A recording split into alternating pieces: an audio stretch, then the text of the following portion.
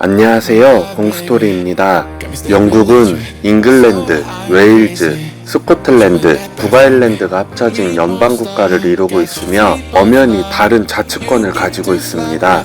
그에 따라 스포츠리그도 각기 다르게 운영되고 있는데요. 예외로 잉글랜드의 웨일즈의 두 팀이 참여하고 있습니다. 카디프시티와 스완즈시티가 그 주인공인데요. 특히 승격과 동시에 곧바로 강등되었던 카디프시티와 달리 스완즈시티는 티키타카를 기반으로 한 패스 축구로 조금은 투박했던 프리미어리그에 신선한 돌풍을 불러일으켰습니다.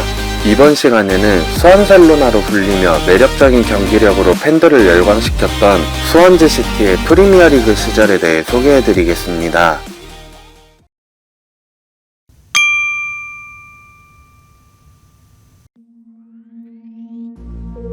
1912년 스완즈시티 타운 AFC라는 이름으로 창단했지만 럭비의 인기가 훨씬 많았기 때문에 큰 인기를 끌지 못했습니다. 팀 성적도 좋지 못해 79-80 시즌까지 2부 리그에서 4부 리그를 넘나들며 부진을 거듭하고 있었죠. 1978년 리버풀에서 활약했던 존 토샥이 28세의 나이로 선수 겸 감독으로 부임하며 80-81 시즌 1부 리그 승격을 이뤄냈고 81-82 시즌 6위를 기록하며 승승장구했으나 82-83 시즌 21위로 강등되며 또다시 하부 리그를 전전하기 시작합니다. 2010년 브렌던 로저스가 감독으로 부임하며 2부 리그 3위로 플레이오프 직행, 준결승에서 노팅엄 포레스트를 3대1, 결승에서 레딩 FC를 4대2로 격파하고 플레이오프 우승을 따내며 1부 리그로 승격하게 됩니다. 11-12 시즌 프리미어리그 승격팀으로는 믿기지 않을 정도의 공격적인 전술을 선보이며 11위로 시즌을 마무리합니다. 특히 스완셀로나라는 별명이 붙으며 아스날에 이은 팀 전체 패스 2위를 기록하는 등 정교한 패스 플레이를 선보였죠. 홈에서는 4번밖에 패배하지 않을 정도로 안방에서 강한 모습을 보이며 승격팀 중 가장 좋은 성적을 기록합니다. 하지만 돌풍의 주역이었던 브렌던 로저스 감독과 미드필더 조 알렌이 리버풀로, 에이스 길피 시그루드손이 토트넘 하스퍼로 떠나며 다음 시즌의 가능성에 물음표를 남겼죠.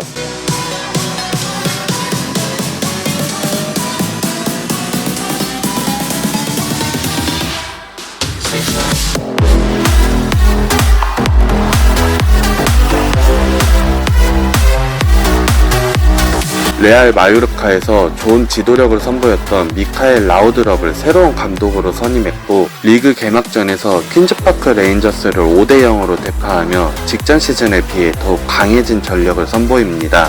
특히 이적생 미구엘 미추가 리그 34경기에서 18골을 터뜨리며 로빈 반 페르시, 루이스 수아레즈, 가레스 베일, 크리스티안 벤테케에 이은 득점 순위 5위에 오르는 최고의 활약을 선보였죠. 캐피탈 원컵에서는 4라운드 안필드에서 수아레즈가 이끌던 리버풀을 3대1로, 준결승에서 첼시를 1-2차전 합계 2대0으로 꺾으며 강팀에게 강한 면모를 보였고 결승에서 만난 브래드포드 시티는 적수가 되지 못했죠. 5대0으로 승리하며 구단 첫 메이저 대회 우승, 유로파리그 진출권을 획득하게 됩니다.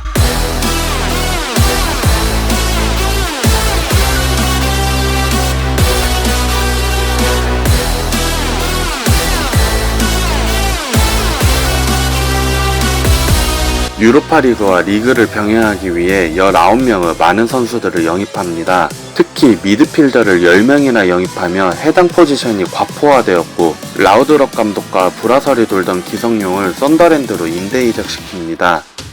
기대했던 모습과 달리 미구엘 미추가 부상을 당하는 등 좋지 않은 모습이 계속되며 5승 6무 8패 승점 21점으로 18위 풀럼에 승점 5점 앞선 채 전반기를 마무리합니다. 너무 많은 선수 영입 때문에 오히려 선수단 내분이 발생하게 되었고 라우드러파와 비라우드러파로 갈리게 됩니다. 팀 훈련 도중 치코 플로레스가 주장 게리 몽크에게 벽돌을 들고 달려들어 경찰이 출동하기도 했죠. 이 뭔 개소리야! 결국 24라운드 웨스트햄과의 경기에서 0대2로 패하며 강등권과 승점 2점 차로 좁혀지게 되었고 라우드럽 감독이 경질되고 맙니다. 후임으로 게리 몽크가 임시 감독으로 부임하였고 팀을 잘 추스르며 리그 12위로 마무리합니다. 유로파리그에서는 발렌시아에 이어 조 2위로 32강에 진출했지만 이탈리아의 강호 나폴리를 상대로 1차전 홈에서 0대0, 2차전 원정에서 1대3으로 패하며 탈락하고 말죠.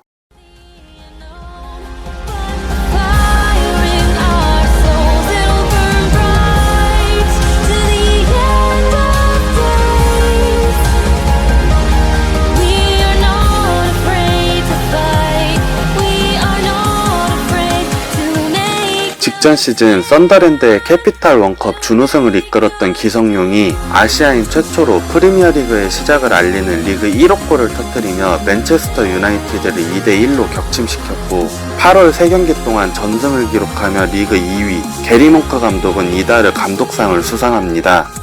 하지만 무승부와 패배를 거듭하며 9위로 쳐졌고 원톱 보니의 맨체스터 시티 이적, 기성용은 아시안컵 차출로 인해 큰 위기를 맞이합니다. 팀 전술을 4-3-3에서 다이아몬드 전술로 바꾸며 더 이상은 순위 하락을 막았고 시즌 막판 고미스의 활약으로 리그 8위를 기록합니다. 팀 역사상 최다 승점, 최고 순위를 기록하며 다음 시즌을 더욱 기대하게 만들었죠. 기성용은 팀 득점 1위를 기록하는 등 스완지시티 팬 선정 올해의 선수로 뽑히며 지난 시즌 임대의 서름을 딛고 최고의 시즌을 보냈습니다.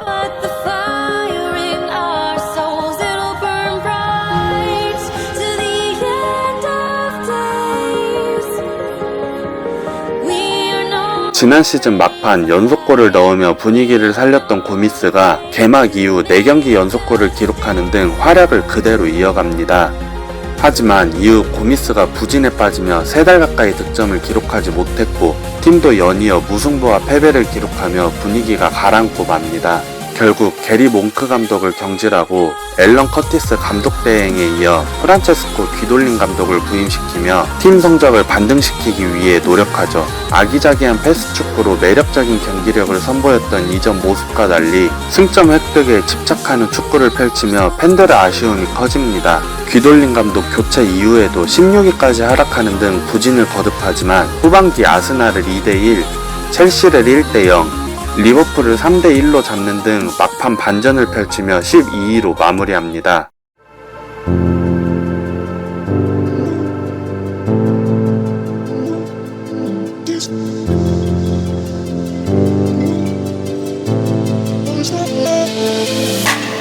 사자왕의 영입에도 불구하고 7라운드까지 1승 1무 5패를 기록하며 리그 17위로 하락, 밥 브래들리 감독으로 교체하며 반전을 노립니다. 묻고 더블로 하지만 오히려 최하위로 순위가 더욱 떨어지며 부진을 면치 못했고 바이에른 뮌헨의 수석 코치였던 폴 클레멘트로 다시 감독을 교체하죠. 이후에도 좋은 경기력은 기대하기 힘들었고 순위도 강등권인 18위에 머물렀으나 마지막 5경기에서 4승 1무를 기록하며 15위를 기록, 기적적으로 프리미어리그에 살아남게 됩니다.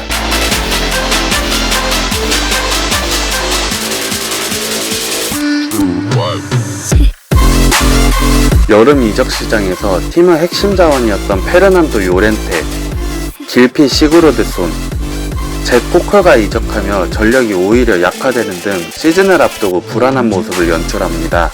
맨체스터 시티 이적 전에 좋은 모습을 보였던 윌프레드 보니를 복귀시키고 유로 2016 우승 멤버인 헤나투 산체스를 영입하며 불안함을 해소하고자 노력했지만 결국 리그 최하위로 추락하며 카를로스 카르바랄 감독으로 교체합니다. 이후 13위까지 상승하는 등 반등에 성공했지만 마지막 9경기에서 승리를 거두지 못하며 18위로 하락, 결국 강등당하고 맙니다. 특히 37라운드 리그 18위 사우스햄튼과의 승점 6점짜리 단두대 매치에서 0대1로 패배하며 순위가 뒤바뀐 것이 뼈아팠죠. 시즌 종료 후 팀의 주축 자원들이 대거 빠져나가며 암흑기를 예고하게 됩니다. Breathe me in and let me go.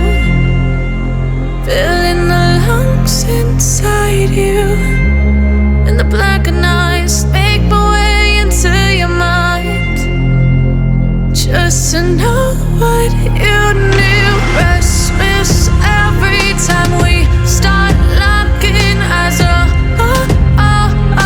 Lost control.